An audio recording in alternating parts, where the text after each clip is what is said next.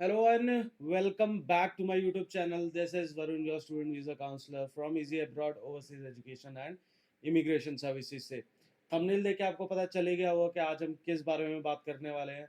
जैसे कि हमारी यूरोप की सीरीज चल रही है, तो मैं आ गया हूँ एक और कंट्री लेके आप लोगों के लिए, पोलैंड। और जो स्टडी की कॉस्ट करेगी, जो वो करेगी इसकी 3 से 4 लाख के अंदर आप पोलैंड जा सकते हो, यूरोप जा सकते हो स्टडी के लिए।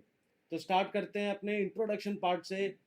सो बेसिकली जो लिविंग और स्टडी कॉस्ट है पोलैंड के अंदर वो काफ़ी ज़्यादा लो है।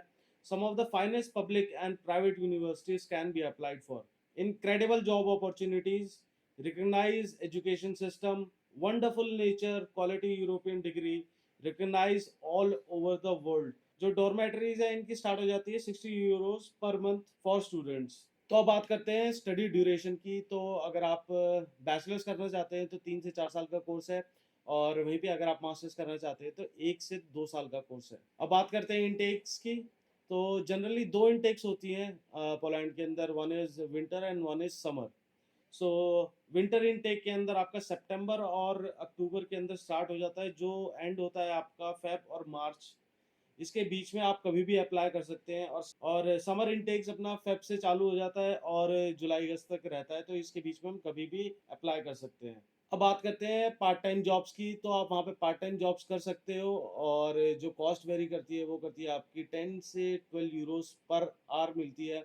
और आप इजीली मंथ के अंदर 300 से 400 यूरो कमा सकते हो आराम से। अगर आप अपनी फाइल हमसे लगवाना चाहते हैं तो हम आपको फ्री एजुकेशन काउंसलिंग और course valuation and visa process हम आपको बिल्कुल फ्री देंगे आपको हम अपनी तरफ से। अब एलिजिबिलिटी फॉर एडमिशन्स चेक कर लेते हैं। अगर आपके 10+2 के अंदर 50% मार्क्स हैं तो आप एलिजिबल हैं। एमओआई और आइल्स इन दोनों में से एक चीज़ चाहिए।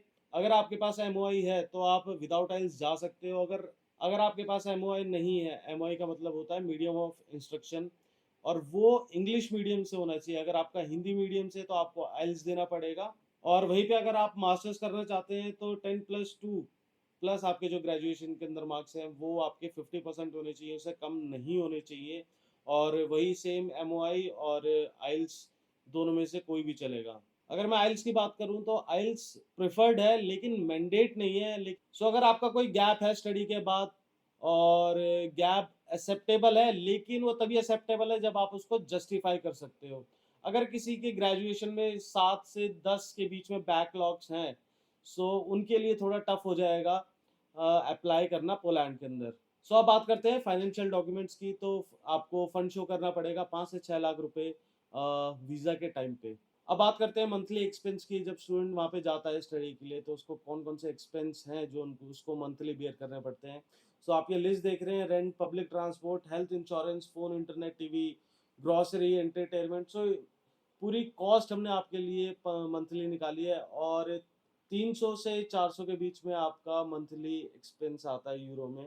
And if you have any other query related to Poland, आप हम मुझे व्हाट्सएप कर सकते हैं, मैसेज कर सकते हैं, और कॉल भी कर सकते हैं। मेरा नंबर नीचे फ्लैश हो रहा होगा, और आप मुझको कमेंट्स में जाके आप अपनी क्वारीज भी डाल सकते हैं। यूरोप सीरीज में अगली कंट्री भी लेके आएंगे जल्दी आप लोगों के लिए। तब तक के लिए थैंक यू।